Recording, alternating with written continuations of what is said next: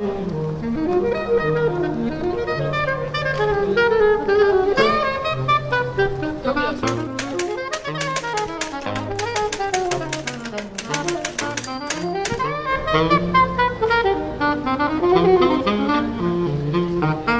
my name is Anne. I'm 22 years old and I'm living in Utrecht. I'm studying there.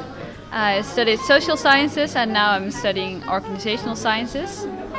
Well, I've been to Catalonia when I was 16. I went there with my parents and my brother. We went to camp there and we stayed at a campsite in Cambrils at the beach. And from there we went to visit other places around. But we stayed there for 4 weeks, and in the first week we went up to the north to Tarragona. We went there by boat on a day trip, and it was a kind of touristic boat trip. But it was, I remember, because it was siesta. In Holland we are not used to the times of the shops, so there were not so many people because everything was closed. But I think we stayed at a restaurant or something and just visited the old town, ate ice cream. What I can remember is the old city center with the stairs, and we had a good time. Hello, I'm Paul van Vliebergen and I'm 48 years old. I live here in Utrecht, Holland, and I work as a nurse in the academic hospital here in Utrecht.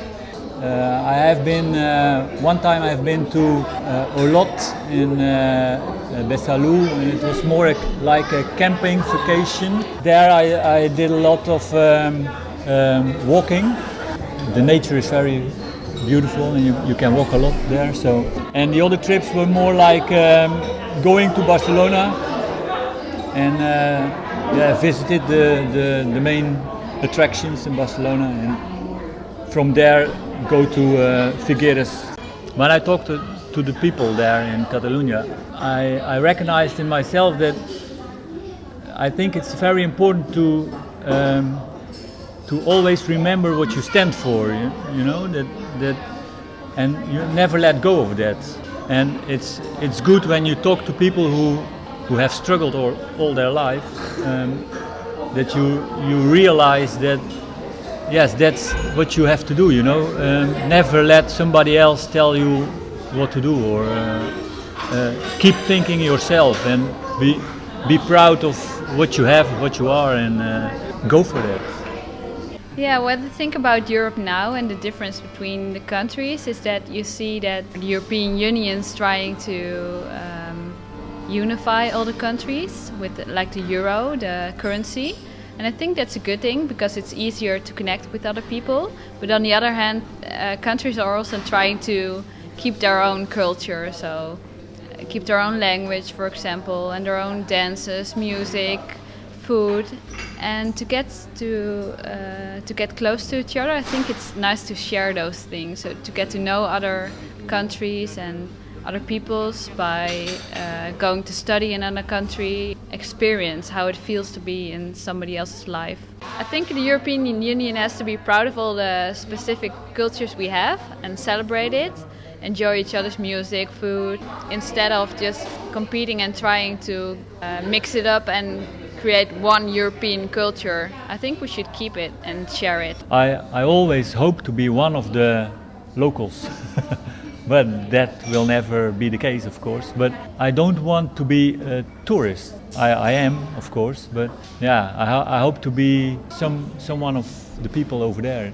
Well, I don't see European people as Europeans, but I see them as individuals, individual countries. And maybe in the future it's getting more European. I see so many differences between the people, so I find it hard to say, oh, I'm a European, because I don't identify myself with an Italian or a Spanish or an English. I see myself as a Dutch. I think that's why traveling around is important, not only for yourself, for having a good time, but to get to know the standards and the customs of a country and of those people, and you can see those things are that's even better than I always did it. The distance is not as far as when you never go out of your chair, you know.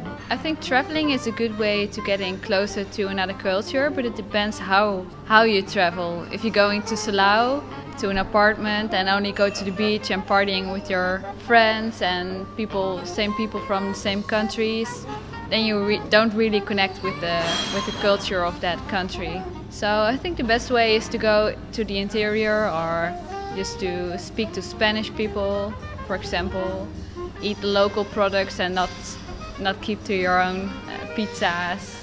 Yeah, you have to try.